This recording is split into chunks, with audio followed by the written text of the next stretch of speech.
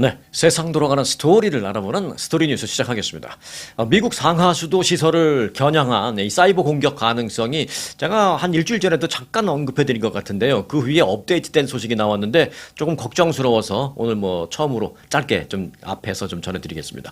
최소 12개 주에서 이런 상황이 발생했습니다. 그러니까 상하수도 처리 시설이 해킹을 당하는 거죠. 관련 소식통은 어제 그 ABC 방송과의 인터뷰를 했는데요. 이 같은 사실이 실제로 확인이 됐다라고 말했습니다. 이 소식통은 아직 최종적으로 확인돼서 이제 공식적으로 발표할 단계까지는 아니지만 예를 들어서 비상 경보를 뭐 비활성화하거나 그러니까 문제가 있을 때 비상 경보가 울려야 되는데 그걸 문제가 있어도 울리지 않도록 뭐 예를 들어서 알람이 뭐 풀려 있는 상태로 그렇게 만들어져 버렸구나. 여기서 미국에서 누군가가 한 게 아니라 해킹해서 다른 사람이 한 거죠. 그런 식이 하고 아니면 비밀번호 같은 것을 여기서 누군가가 관계자가 바꾼 것도 아닌데 갑자기 바뀌어 있는다든지 이런 시설 운영이 방해될 수 있는 그런 사이버 공격이 있었다라면서 이란이 현재 용의선상에 올라 있다. 이렇게 말하고 있습니다. 이란이 용의선상에 올라 있다 그러니까 좀 더 걱정되는 거죠. 확인 결과 실제로 그 해킹 시도가 있었던 것은 사실이었습니다. 이로 인해서 그 상하수도 운영에 당장 뭐 큰 피해가 발생한 건 아닙니다만은 수압 감소 같은 게 있었고요. 실제로. 그리고 일부 약간의 그러니까 일반 소비자들은 우리가 일반인들은 몰랐지만 모르고 넘어갔지만 실제로 그 상하수도 처리 시설 관계자들은 이거 왜 이러지라고 알 수 있는 그런 문제들이 실제로 발생했었다라는 것입니다. 피해를 입은 주 가운데 그 12개 주 가운데 이제 가장 조금 심각했던 게 미시간주라고 합니다. 그래서 미시간주의 경찰은 관련 부처 그리고 FBI 등과 함께 현재 이 상황을 예의주시하고 있다라고 말하고 있습니다. 심각하게 보고 있는 거죠. 자, 이 같은 위험과 관련해서 FBI는 상하수도 시스템의 그 인터넷 연결을 해제하고 차단기가 갖춰진 시스템을 사용해야 한다. 그러니까 뭐 그 방어벽 이런 걸 이제 세워야 된다. 인터넷 방어벽. 그리고 이제 사이버 공격을 받았을 때 그 수동으로 제어할 수 있도록 그렇게 좀 수동으로 우리가 전환해서도 이걸 운영할 수 있는 그런 시스템도 만들어야 된다. FBI가 그렇게 지금 조언을 하고 있습니다. 만들어야죠, 당연히. 네. 그 이란이 이런 짓을 했다니까 더더욱이 걱정이 돼서 하는 말입니다. 한편 공격을 당한 곳이 이제 12개 주라고 말씀드렸잖아요. 그럼 그 12개 주가 어디지? 저도 이제 걱정이 돼서 좀 열심히 알아봤는데 12개 주가 공식적으로 리스트업 되지는 않았습니다. 그런데 요렇게는 되어 있더라고요.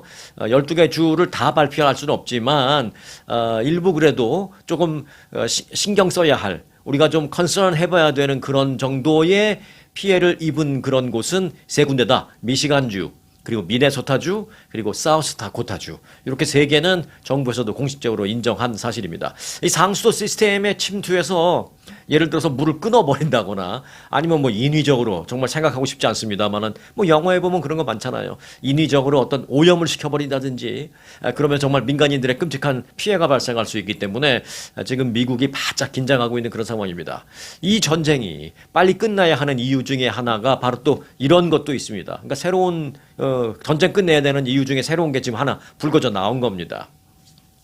참, 그리고 어제는요, 그 트럼프 대통령이 발표를 하나 했죠. 기쁜 표정으로 호르무즈 해협에 대한 합의가 이루어졌습니다. 좋은 합의가 이루어졌습니다 하면서 막 발표를 했어요. 근데 저는 마음이 상당히 무거웠습니다. 그걸 보면서.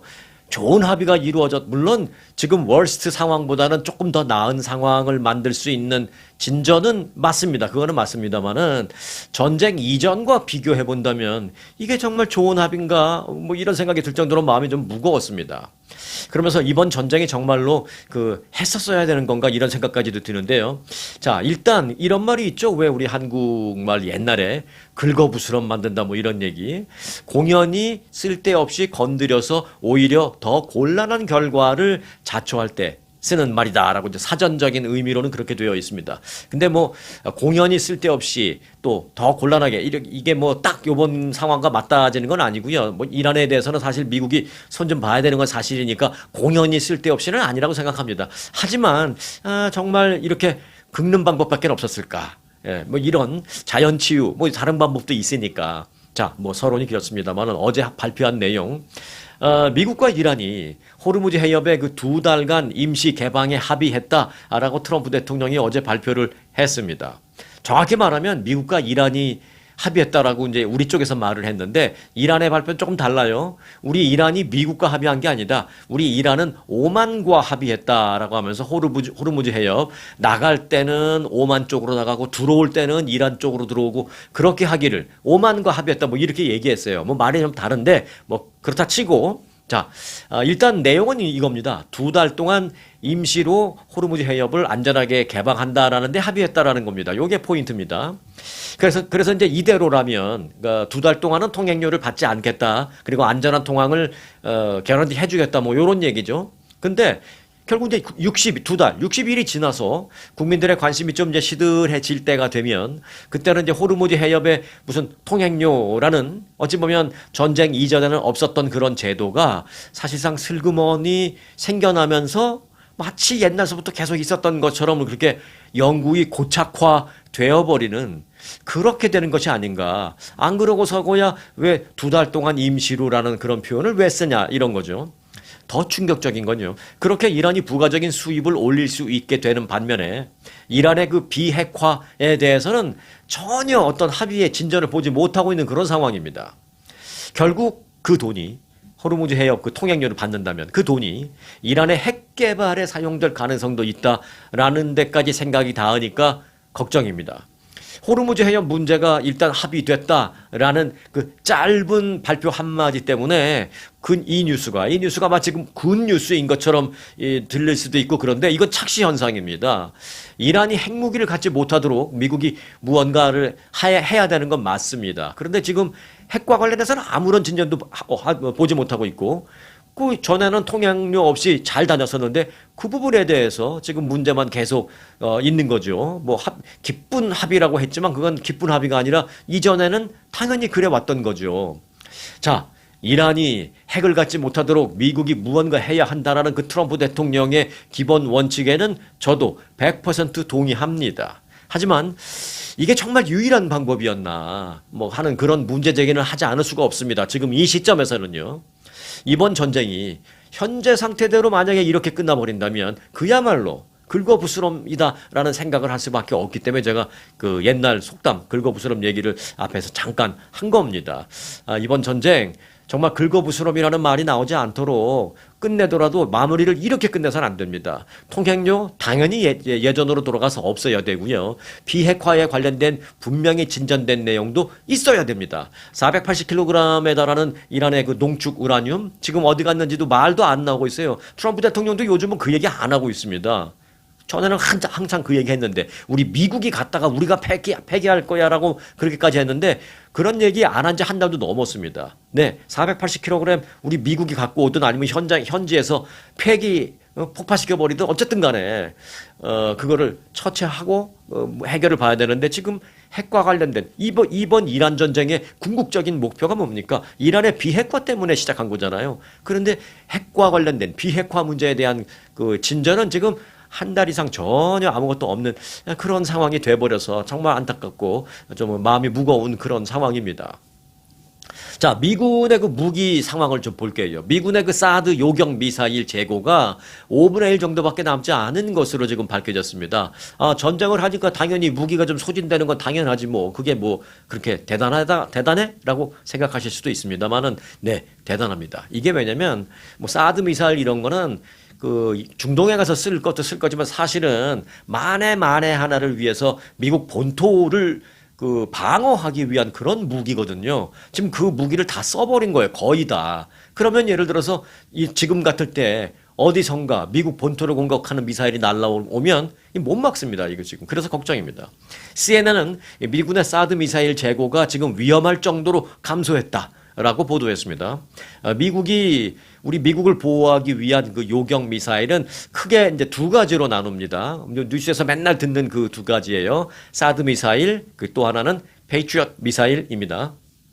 자, 이 시간에 그래서 이 두 가지의 차이점을 좀 잠시 전해드릴 텐데요. 자, 일단 사드 미사일이라는 건 뭐 지난번에도 말씀드렸습니다만 사드 그러니까 이제 영어 이름은 SSADI 이건 그게 아니라 이제 TH예요. 우리 한국인들이 가장 싫어하는 발음 TH 그러니까 뭐 사드 사드죠. 예, 저도 힘들어서 그냥 사드라고 할게요. 양해 바랍니다. 자, 그게 중요한 게 아니니까요. 자, 이 사드 미사일은 뭐냐? 멀리서 그래서 높은 고도로 날아오는 미사일. 그러니까 멀리 장거리를 보내야 되니까 낮은 고도로 보낼 수가 없죠. 높은 고도로 보내야 또 이제 내려오는 것도 시간이 오래 걸리고 멀리 가니까 이제 멀리서 쏠려면 높은 고도로 올 수밖에 없습니다. 그래서 멀리에서 높은 고도로 날아오는 공격용 미사일을 그 높은 고도에서 요격시키는 게 사드 미사일입니다.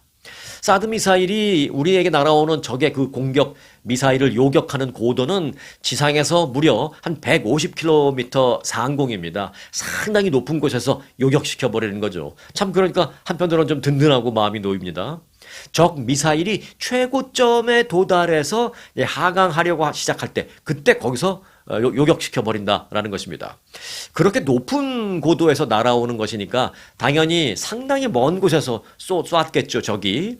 그런 의미에서 이제 사드는 장거리 미사일을 상대하는 요격 미사일이다. 이렇게 볼 수 있습니다.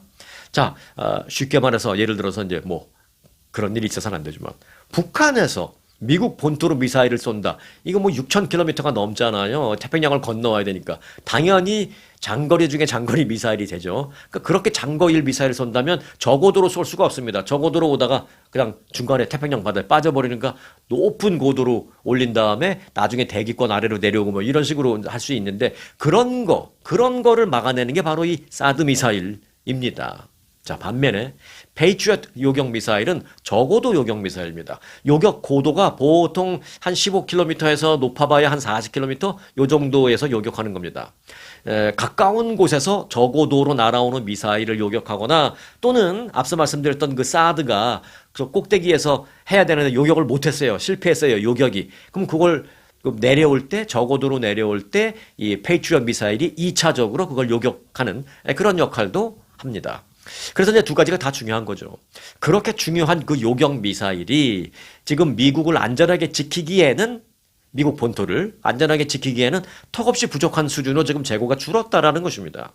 이란 전쟁 이후 그 미국의 공격에 그 이란의 보복 공격이 많이 있었잖아요. 그 주변국들에 대해서 그걸 이제 막아주기 위해서 중동 지역에 있는 미군 기지를 보호하기 위해서 미국 본토에 있는 그 사드와 페이트리엇 미사일을 엄청나게 갖다 쓴 거죠, 지금. 그래서 이제 재고가 많이 줄은 겁니다. 얼마나 줄었냐? 자, 페이트리엇 미사일의 경우에는 평소에 한 40%밖에 지금 남지 않았습니다. 그리고 사드 미사일은 더 심각합니다. 사드 미사일은 갖고 있던 재고의 80%를 이미 소진했습니다. 바꿔 말하면 사드 미사일은 필요한 재고의 20%밖에 남지 않았다라는 의미입니다. 자, 미국 본토를 지킬 무기의 부족은 이렇게 뭐 한 줄짜리 뉴스로 끝날 일이 아닌 아주 무서운 그런 뉴스입니다. 한 줄짜리 뉴스라는 게 뭐예요? 미국이 사드와 페이트리엇 미사일 그 재고가 많이 부족해졌습니다. 딱 한 줄이죠. 근데 이렇게 한 줄로 끝날 일이 아니에요. 이건 굉장히 무서운 일입니다.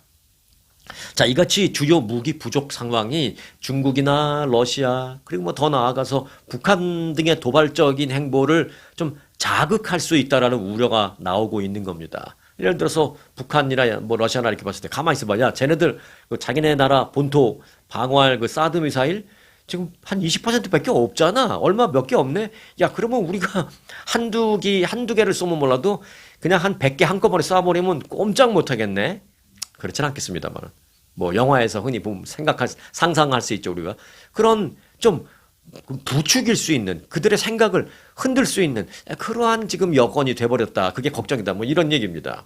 자, 그래서 이란 전쟁이 하루빨리 끝나야 되는 이유가 또 여기에 있는 겁니다. 앞서 말씀드렸던 그런 이유, 지금 이런 이유, 다 여러 가지 이유가 지금 계속 불거져 나오고 있습니다. 자, 무기 얘기가 나온 김에 이번에는 미국 얘기는 아니고요. 그 러시아 우크라이나 전쟁 그쪽으로 좀 잠시 가보겠습니다. 북한이 지금 러시아를 더 노골적으로 돕고 있습니다. 뭐 어찌 말하면 서로 주거니 받거니 하는 거지만 북한의 그 미사일 부대가 우크라이나 전쟁을 지원하기 위해서 러시아 서부 지역에 배치되기 시작했다라고 로이터 통신이 보도했습니다.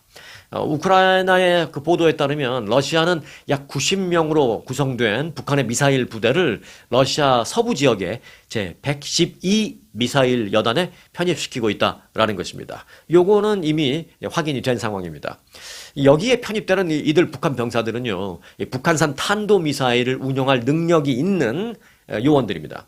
실제로 이들은 북한에서 러시아로 갈 때 미사일 120기 그리고 발사대 6기를 싣고 다 같이 함께 러시아로 들어간 것으로 알려졌습니다. 현재 우크라이나는 자국에서 날아오는 미사일을 막아낼 고성능 방공망, 앞서 제가 이제 미국의 사드와 페이triot 그 방어 미사일 얘기를 쫙 해드렸으니까 이제 이해가 쉬우실 거예요. 우크라이나 자국을 지킬 그 고성능 방공망이 많이 좀 괴멸까지는 아니지만 많이 피해를 입고 그런 여력도 많이 좀 줄어든 그런 상태입니다. 이제 약점이죠, 이게. 이에 따라서 러시아는 요격이 더더욱이 어려운 그 탄도미사일을 북한군에 의해서 발사를 해서 우크라이나의 이 같은 약점을 공략할 것으로 지금 예상되고 있습니다.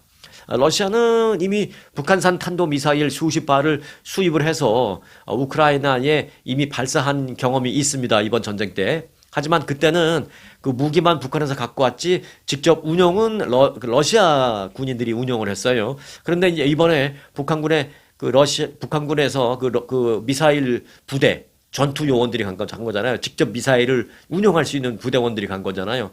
그들 북한군 병사들이 직접 이 미사일을 운용하겠다라는 것입니다. 그렇게 된다면 이제 러시아와 북한의 군사 협력은 더더욱이 밀착 행보를 보이게 됩니다. 이렇게 밀착 행보를 보이게 되면 걱정되는 게 뭡니까? 네. 한반도죠. 네. 북한이 지금 러시아 우크라이나 이 전쟁을 계기로 그 병사들을 러시아에 많이 보내고 그로 인해서 많은 피해도 입고 뭐 그랬습니다만은 그래서 거기서 많이 전쟁을 실전을 겪으면서 노하우도 많이 이번에 이제 챙겼다라는 얘기도 있고 실전 경험을 쌓은 그런 병사들이 자국으로 돌아가서 지금 이제 훈련을 시키고 있다. 뭐 이런 얘기도 지금 나오고 있습니다. 이제 이런 모든 게 한국 입장에서 본다면 매우 우려스러운 그런 상황입니다. 그래서 이게 지구촌이 이쪽에서 돌아가는 일들이 결국은 다 연결이 돼서 얽히고 설키고 다 한반도도 영향을 받고 한반도가 영향을 받게 되면 결국 중국, 대만 뭐 다 영향을 받게 되고 이제 그렇게 얽히게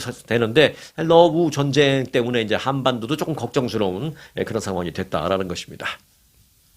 자, 미국으로 좀 다시 들어오겠습니다. 네, 미시간주 연방 상원의원 후보를 결정하는 민주당 당내 예비 선거에서 지금 또 한 명의 그 진보 성향의 무슬림 압둘 엘 사예드, 이건 뭐 이름도 완전히 그 무슬림 이름이죠. 압둘 엘 사예드라는 후보가 박빙 끝에 민주당 당내 경선에서 승리했어요. 그래서 무슬림 연방 상원의원이 탄생할 가능성 지금 언저리에 가 있습니다. 이제 민주당에서는 후보가 됐지만 공화당 후보와 이제 경쟁을 해서 승리를 해야만 탄생이 되는 거니까. 근데 미시간주는 이제 경합주라서 이길지 질지를 아직 모릅니다. 이 민주당 후보가. 민주당에서는 그런데 최근 젊은 진보 후보들이 이제 기성 정치인들을 꺾고 당내 예비선거에서 승리하는 그 이변이 자꾸 나오고 있습니다. 그래서 중도 성향의 그 민주당 지도부는 이 중간선거를 3개월 앞두고 지금 상당히 충격에 빠져 있는 상황입니다. 야, 이러다가는 우리 지도부가 완전히 싹 물갈이 되고, 아무리 우리가 민주당 진보 정당이라 하더라도 어느 정도 지금 전통적인 민주당의 색깔이 있는데 이렇게 젊은 사람들한테 다 뺏겨버리면 그 전통적인 민주당의 색깔보다는 그야말로 완전히 뭐 극좌라고 표현해야 될까요? 뭐 이렇게 사회민주주의자라 그러죠? 왜 민주사회주의자, 민주사회주의자, 공산주의는 아니지만 그 직전까지 가는 뭐 그런 식으로 우리 민주당이 변해버리는 거 아니야? 그 지도부층이 지금 걱정하고 있습니다. 만약 앞서 말씀드렸던 그 압둘 엘 사예드 후보가 11월 본선에서 공화당 후보까지 꺾고 이제 승리한다면 미국 역사상 최초의 연방 상원에서 무슬림 의원이 탄생하는 겁니다. 뭐 하원에는 있어요. 근데 상원에는 지금까지 없는데 최초로 탄생할 수 있는 겁니다. 한편 미시간주는 경합주입니다. 그래서 민주당이 연방 상원 그 다수당을 탈환하기 위해서 어차피 공화당 우세 지역은 조금 포기한 면도 있지만 경합주에서는 민주당이 이겨야 다수당을 탈환하잖아요. 그래서 미시간주에서 꼭 민주당이 이기려고 하고 있는데 이번에 그 무슬림 후보가 민주당 당내 경선에서 이기는 바람에 공화당과의 대결을 이제 무슬림 후보가 하게 됐다라는 것이죠. 그래서 내심 민주당 내부에서는 이게 뭐 지면 더 당연히 걱정이지만 안타까운 일이지만 이겨도 상당히 좀 불편한 당내 지도부 입장에서는 그런 지금 상황이 미시간주에서 만들어지고 있다.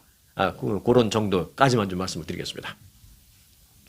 네, 트럼프 행정부가 미국 대학을 졸업한 외국인 유학생이 이제 학교 졸업을 끝내고 졸업하고 그 미국에서 이제 1년 동안 취업해서 일할 수 있잖아요. 그걸 이제 OPT라고 하죠. 그 OPT를 하려고 할 때 하려면 10만 달러 내라는 그 10만 달러 수수료를 부과하는 방안을 지금 검토하고 있다라고 합니다. 뭐 선택적 옵셔널 실무 연수라고 하죠. 그 OPT. 네. 이 프로그램에 10만 달러 수수료를 적용한다라는 것 때문에 지금 여러 가지 측면에서 이제 충격을 받고 있는데 일단은 그 유학생들이 충격을 받았고요. 그다음에 그 학교도 충격을 받았고요. 또 하나는 이제 기업체, 그들의 그 최첨단 기술을 필요로 하는 그 기업체도 지금 충격을 받았습니다. OPT는 뭐 잘 아시다시피 미국 대학이나 대학원을 다닌 외국 유학생이 졸업을 하고 새로운 취업 비자를 받지 않아도 그 학생 비자만으로 최대 1년 동안 일을 할 수 있도록 하는 제도입니다. 그래서 이제 한국 유학생들도 대학교 4년 여기서 유학생을 마치고 플러스 1년 동안 그 다른 취업 비자 없이 미국에서 일하고 그게 이제 1년 끝나기 직전에 이제 한국에 들어가는 이런 학생들 많았죠. 지난 2024년 기준 외국인 41만 9천 명, 그러니까 유학생들 41만 9천 명이 이 제도를 통해서 미국 업체에 취업을 했습니다. 이들에게 그런데 10만 달러씩을 뭐 부과한다? 단순 계산을 해보면 419억 달러를 정부가 수익을 올릴 수 있다는 것이죠. 네. 이번 조치 역시 트럼프 2기 행정부 들어서 합법적으로 미국에 머물 수 있는 거의 그 모든 형태의 외국인 비자를 돈을 막 땡기면서 좀 제한하려는 뭐 그런 정책의 하나로 이제 풀이되고 있습니다. 그런데 이 수수료를 그럼 10만 달러를 유학생 본인이 내야 하는 것인지 아니면 이들을 고용하려는 회사 보고 내라는 것인지 요거는 아직 정해지지 않았는지 정부가 거기까지는 발표하지 않았습니다. 지금 진지하게 검토 중이다라고까지만 발표를 했습니다. 그래서 이번 조처는 외국인 유학생뿐만이 아니라 미국 대학과 업체, 기업들에게도 이제 영향을 미칠 수 있습니다. 이 조치가 시행이 될 경우에는 외국인이 미국 유학에 대해서 이제 느끼는 매력이 당연히 크게 떨어질 건 뭐 뻔하죠. 공부하고 미국에서 한 1년 일하면서 경험을 쌓고 그리고 뭐 예를 들어 한국에 돌아가면 한국에서 기업체에서 좀 크레딧을 많이 줄 수 있잖아요. 이 친구는 미국에서 대학 졸업했고 그리고 OPT를 통해서 실제로 일도 한 1년을 하면서 미국 뭐 예를 들어 구글이나 이런 데서 실전 경험을 쌓고 들어왔네. 그러면 한국의 뭐 삼성이나 SK에서 그 우대해 줄 수 있잖아요. 근데 공부만 딱 끝나고 10만 달러 없어서 공부만 딱 끝나고 일은 못 해보고 그냥 들어간다면 얘는 뭐 그냥 한국에서 공부하거나 미국에서 공부한 거나 영어만 좀 잘할 뿐이지 뭐 미국에서 실제로 일을 해본 경험은 없잖아. 뭐 이렇게 되는 거죠. 그러니까 이제 미국에서 와서 유학하는 그 어떤 매력이 상당히 떨어지는 거죠. 유학생을 유치해서 안정적인 수입에 의존을 하려는 어떤 대학 같은 경우에도 타격을 볼 수 있고요. 유학생이 줄 수 있으니까. 또 하나는 기술직 인력을 충원하기 위해서 졸업한 유학생을 특히 이제 많이 채용하는, 그러니까 고학력이지만 기술이 있지만 또 뭐 좀 그 임금이 아주 많이 높진 않죠. 그런 사람들이 뭐 그런 걸 원하는 실리콘밸리와 또는 이제 뉴욕 월스트리트의 이런 주요 기업들도 역시 타격을 받을 수 있기 때문에 지금 이제 기업들이 이 정책의 최종적인 발효 여부에 아주 바짝 촉각을 곤두세우고 있습니다. 쉽게 말해서 OPT를 하려는데 10만 달러씩 수수료를 내야 한다라면 누가 그 돈 내고 미국에서 1년씩 일을 하겠냐라는 것입니다. 개인 입장에서 봐서도 내가 뭐 1년 동안 10만 불도 안 되는 돈도 10만 불 벌기도 어려운데 뭐 10만 불 연봉 10만 불 약속 받았다 하더라도 그거 받아갖고 1년 일한 거를 다 내고 내가 미쳤어? 들어가 버려 이렇게 되는 거죠. 또 기업에서는 내가 얘를 위해서 10만 불까지 투자해서 하여할 정도까지는 가치가 없어라고 생각할 수 있는 거죠. 정부도 다 알죠. 그러니까 공부 끝났으면 빨리 들어가 이거죠. 결국 이제 공부를 마친 유학생들이 미국 내 기업에서 일하지 않고 다 들어가 버리게 만들기 때문에 이제 저임금의 고학력 직원을 뽑으려는 기업들도 타격을 받을 수 있습니다. 국무부는 현재 이 수수료 부과 방안을 매우 심각하게 검토하고 있다라면서 하지만 요걸 학생이 낼지 기업체가 낼지는 아직 모르겠다. 이제 이렇게 나와 있는 상황입니다. 자, 인공지능이 많이 나오면 그만큼 이제 직원들이 잘릴 것이다, 감원될 것이다라는 그런 걱정, 뭐 어제 오늘 얘기는 아니죠. 그런데 아주 좀 색다른 그 결과, 집계 결과 하나 나왔습니다. 뭐냐면 인공지능이 직원을 대체할 것이다라는 그런 생각에 지난 1년여간 신규 직원 채용을 어떤 꺼리던 기업들이 대부분입니다. 네. 자, 요런 업무는 제가 지금 하고 있지만 쟤 말고도 결국은 이제 인공지능을 통해서 우리가 쟤를 잘라도 할 수 있을 것 같은데 뭐 이런 생각을 하는 거죠. 그러니까 당장 쟤를 자르진 않더라도 뭐 추가 하이어를 한다든가 신규 채용을 한다든가 이런 건 이제 좀 안 하고 있는 거죠. 좀 미루고 있는 거죠. 그런데 그랬던 기업체들이 최근에 보니까 최근에는 신규 채용을 다시 늘리기 시작했다라는 것입니다. 왜? 딱 보니까 이게 지금 사람을 지금 당장은 안 써서는 안 될 일이다 이런 겁니다. 자, 아직 뭐 소규모 움직임이긴 합니다만 여러 분야에서 멈춰 있던 직원 채용이 다시 좀 재개되는 그런 분위기입니다. 철도 대기업 여러분들 다니시다 보면 철도가 뭐 대륙 횡단철도 이런 거 있죠. 거기 보면 옆 한쪽에 크게 CSX 이렇게 써 있습니다. CSX 그게 이제 미국의 대형 철도 회사죠. 그 CSX부터 시작해서 구글의 모회사인 알파벳에 이르기까지 그러니까 이런 하드 기업체나 이런 최첨단 IT 기업체나 다 마찬가지라는 뜻이죠. 여러 기업이 성장 목표 달성이나 신기술 확보를 위해서 AI 때문에 신규 직원을 뽑지 않고 이러고 있다가 요즘에 갑자기 다시 사람을 뽑기 시작했다라는 것입니다. 주변에 혹시 이제 회사에 들어가야 될 사람들이 있으면 참고가 되시라고 말씀드리는 거예요. 너무 의기소침하지 마시라고요. 지난 18개월 동안 미국 대기업들이 사무직 인력을 감축하는 추세는 맞습니다.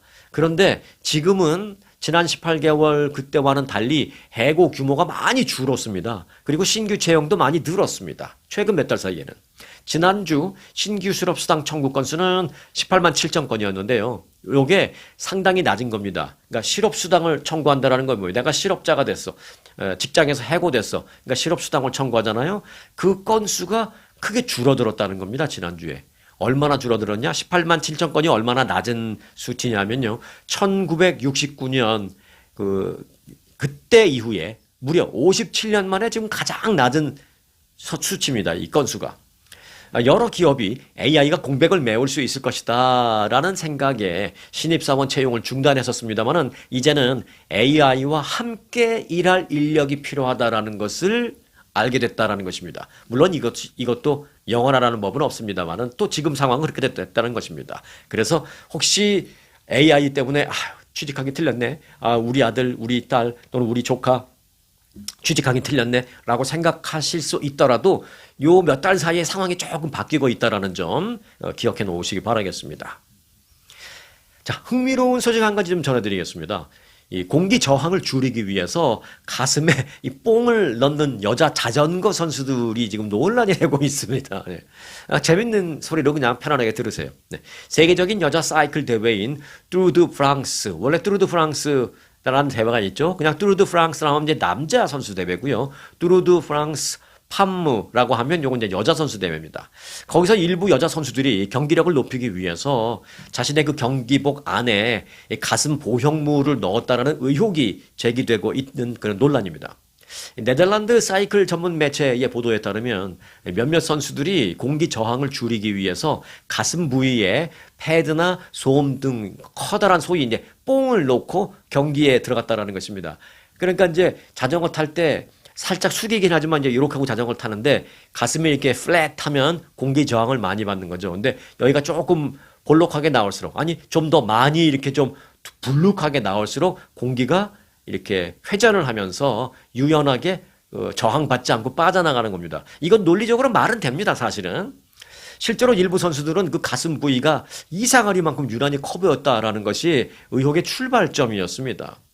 일부 여자 선수들은 가슴이 이제 평평하기보다는 불룩하게 튀어나오면 공기 저항을 덜 받을 수도 있다라는 것을 이제 알고 난 다음에 자신의 그 브라 안에 좀 두꺼운 또는 좀 생각보다 좀 큰, 무리하게 큰 그런 패드를 넣고 경기복을 입어서 이렇게 좀 불룩하게 나오게 만들고 출전한다는 것입니다. 이에 대해서 이제 공기역학 전문가들은요, 이런 방식이 신체 주변의 공기 흐름을 이렇게 바꾸어서 뭐 허벅지나 골반에 작용하는 그 압력을 줄여서, 그래서 이제 힘을 조금이라도 좀 덜 들게 만들어주는, 공기 저항을 조금이라도 감소시켜주는 그런 효과를 미세하나마 실제로 줄 수 있는 건 물리학적으로는 맞다. 이렇게 인정하고 있습니다. 국제사이클연맹은 선수의 신체 형태를 인위적으로 바꾸는 장비 사용은 금지하고 있습니다. 이게 룰이에요. 적발될 경우에는 실격될 수도 있고, 뭐 기록이 삭제될 수도 있고, 뭐 벌금을 물을 수도 있고, 몇 경기 출전 정지될 수도 있고, 막 그렇습니다. 그런데 이 여자 선수들의 경우에 몸을 함부로 점검하기가 좀 민감한 부분이다라는 점을 이 선수들이 악용하고 있는 것입니다. 저 선수의 가슴이 지난번 출전할 때는 가슴이 저렇게 크지 않았었는데 오늘은 왜 이렇게 가슴이 불룩하지? 뭐 그렇다고 가서 뭐 이렇게 보자고 할 수도 없는 거다라는 걸 선수들이 이용하고 있다라는 것입니다. 경기복 안 속에 있는 몸을 만져볼 경우, 확인할 경우에 뭐 좀 사생활 침해, 프라이버시 침해 등등등, 인권 침해 등등등의 문제가 불거질 수 있으니까 경기 주최 측에서도 전전긍긍하고 있는 거죠. 일부에서는 여성 심판이 가서 직접 검사해야 한다라는 그런 의견도 내놨습니다만은 그 역시 아무리 여성 심판이라고 하더라도 같은 여자라 하더라도 그렇게 막 대놓고 이제 만지면서 점검한다, 검사한다. 그러면 이게 또 당연히 기분 나쁘죠. 네, 이제 문제가 될 수 있어 여전히. 이제 그래서 지금 못 하고 있는 겁니다. 그런데요, 이런 현상이 여자 선수들에게만 있는 게 아닙니다. 남자 선수들은요, 공기 저항을 줄인다고 자신의 중요 부분에 자신의 중요 부위와 비슷한 모양의 보형물을 넣고 출전하는 경우도 많이 있습니다. 요거는 자전거 선수는 아니고요. 남자 자전거 선수가 그렇겠다면 이건 더 오히려 방해가 되겠죠. 주로요, 무슨 선수냐? 스키 선수들입니다. 스키 선수들. 공기 저항에 누구보다도 민감한 스키 선수들이 그런 짓을 하고 있습니다. 누가 보면 엄청난 어떤 중요 부위를 갖고 있는 그런 남자처럼 보일 수도 있습니다만은 대부분 보형물이라는 것입니다. 스키 선수들의 경우에. 실제로 지난 2월 밀라노 동계올림픽 남자 스키 점프에서 이런 선수들이 적발된 적이 있습니다. 사이클 선수 중에 여자 선수가 가슴이 좀 유난히 큰 경우, 그리고 스키 선수 중에 남자 선수의 그것이 유난히 튀어나온 경우, 이제는 부러움의 대상이 아니고요. 이제는 의혹의 대상이다. 이렇게 알아놓으시면 좀 도움이 될 수 있을지 모르겠습니다. 경기 보실 때 관전 포인트가 되실 수 있을지 모르겠습니다. 자, 끝소식입니다. 어제 그 예고해 드린 내용을 전해드려야 되겠죠. 이 난청과 치매와의 상관관계입니다. 최근 들어서 7, 80대가 아님에도 불구하고 60대의 치매를 겪는 경우도 많이 늘고 있습니다. 이런 가운데 또 더 젊었을 때부터 귀가 잘 안 들리는 그런 사람들, 이게 뭐 귀가 잘 안 들리는 게 뭐 선천적으로 그럴 수도 있고, 뭐 어떤 약간의 뭐 사고로 그럴 수도 있고, 또 체력이 좀 안 좋아지면서 그렇게 될 수도 있고, 이유는 뭐 너무 많습니다. 그래서 뭐 40대부터 그런 사람들도 있고요. 그런 사람들이 그걸 그대로 방치할 경우에 치매로 이어질 확률이 높아진다는 것입니다. 치매는 뭐 피할 수 없는 것이다라고 여기는 경우도 많이 있는데요. 생활 습관을 관리하면 치매 발병 위험을 낮추거나 늦추거나 할 수 있다라는 것입니다. 치매는 그래서 갑자기 발병하는 질환이 아니다라는 것입니다. 일생에 걸쳐서 여러 위험 요인이 복합적으로 작용하면서 뇌의 인지 능력을 떨어뜨린 결과물이 바로 치매다라는 것입니다. 그 중에 우리가 간과하고 있었지만 이 난청, 뭐 들리긴 들리는데 잘 안 들리고 이런 상황, 이게 치매와 아주 생각보다도 밀접한 연관성이 된다라는 것입니다. 근데 난청일 경우에 잘 안 들리니까 뭐라고 하는 경우도 있고, 또 뭐라고 자꾸 하기가 조금 미안하니까 조금 덜 들려도 뭐 그냥 잘 들린 것처럼 끄덕끄덕 하기도 하고 그냥 대충 넘어가기도 하고, 어쩔 때는 엉뚱한 내가 얘기로 대답을 하기도 하고 뭐 그런 경우가 있죠. 결국 이런 모든 게 정확한 뇌의 인지 능력을 방해한다라는 것입니다. 그래서 그게 40대, 50대서부터 계속 그 버릇 습관처럼 반복이 되면 뇌가 거기에 맞춰진다라는 것이죠. 클리어하게 정확하게 반응하는 게 아니라. 그래서 난청이 무섭다라는 것입니다. 난청 자체보다는. 중년기에는 고혈압, 당뇨, 뭐 비만 같은 대사증후군이 뇌 건강을 손상시키고요. 노년기에는 사회적인 고립과 우울증, 신체 활동 감소 등이 치매 위험을 높일 수 있습니다. 그 중에 특히 눈여겨봐야 되는 게 요즘에는 이제 난청이다라고 이제 논문이 갑자기 요새 많이 나오고 있습니다. 난청은 말이나 소리를 듣는 데에 어려움이 있는 뭐 증상이라는 건 뭐 우리가 누구나 다 알죠. 그런데 치매 발병 위험 요인 중에 단일 항목으로는 요인이 많은데 딱 한 가지만 딱 집은 단일 요인으로는 약 7%가 이 난청이라고 합니다. 어찌 보면 굉장히 그 위험한 요인이죠. 굉장히 큰 요인이죠. 단일 요인으로 7%면 어찌 보면 제일 높습니다, 이게. 잘 들리지 않으면 뇌로 그 들어가는 자극이 급격히 줄어들기 때문에 뇌세포 위축이 빨라진다라는 것입니다. 잘 들려야 뇌가 자극을 하고 반응을 하는데 잘 안 들리니까 뇌가 자극하고 반응하는 게 늦어지거나 좀 잘못 malfunction하거나 그런 거죠. 게다가 대화가 점점 힘들어지면서 사람들과 만나는 걸 좀 피하는 경향이 생깁니다. 아, 내가 만나서 또 오늘도 잘 안 들려서 뻘쭘한 소리 자꾸 할 테니까 아우 난 민망해. 아예 안 나갈래. 이렇게 되는 거죠. 그게 반복되면 또 이게 본의 아니게 치매하라고 연결되는 것입니다. 모임을 다 피하고 이제 집안에만 머물게 있게 되니까 이 과정에서 사회적 고립과 우울감까지 깊어지면서 치매 위험을 또 그런 측면에서도 연결시킨다는 것입니다.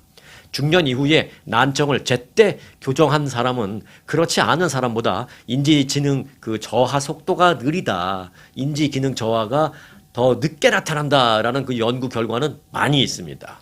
자, 나이가 들면 의뢰 좀 귀가 좀 어두워진다 라면서 그 난청을 조금 뭐 가볍게 넘길 수 있겠습니다만은 나이와 관계없이 그럼 난청 증상이 좀 있다 그러면 정기적으로 청력 검사도 받고 필요할 경우에 치료도 받고 더 필요할 경우에는 뭐 보청기라도 사용해서 내 뇌에 정확하게 클리어하게 소리가 전달될 수 있도록 그래서 내 뇌가 정확하게 반응을 할 수 있도록 만들어주는 게 치매 방지에도 도움이 된다는 것입니다. 그렇다면 일상에서 실천 가능한 치매 예방법은 무엇일까라는 생각을 하게 됩니다. 자, 요거 간단하게만 말씀드리고 마치겠습니다. 자, 첫 번째, 타인과 의도적으로 자꾸 소통하는 겁니다. 대화는 상대방의 말을 이해하고 기억을 떠올리게 만들어서 적절한 단어로 표현해야 하는 고도의 두뇌 활동입니다. 그래서 여러분들 제가 뭐 댓글을 막 받고 싶어서 그런 게 아니라 영상을 이렇게 다 보고 난 다음에 댓글을 내가 오늘 보내야지 이렇게 생각하세요. 저를 위해서 아니 여러분을 위해서 한번 생각하세요. 왜? 내가 이 영상 다 보고 댓글을 보내야지 라고 생각하면서 영상을 보는 순간 이 영상의 내용을 기억하려고 내 뇌가 애를 씁니다. 왜? 댓글을 보내려면 이 내용을 기억해야 보낼 거 아니에요. 그래서 이 영상 내용을 기억하려고 애씁니다. 그 자체가 뇌에 활동을 시켜주는 거기 때문에 바람직한 운동이라는 것이죠. 이 뇌 운동. 그리고 두 번째는 새로운 정보를 받아들이는 읽기와 보기를 하라라는 것입니다.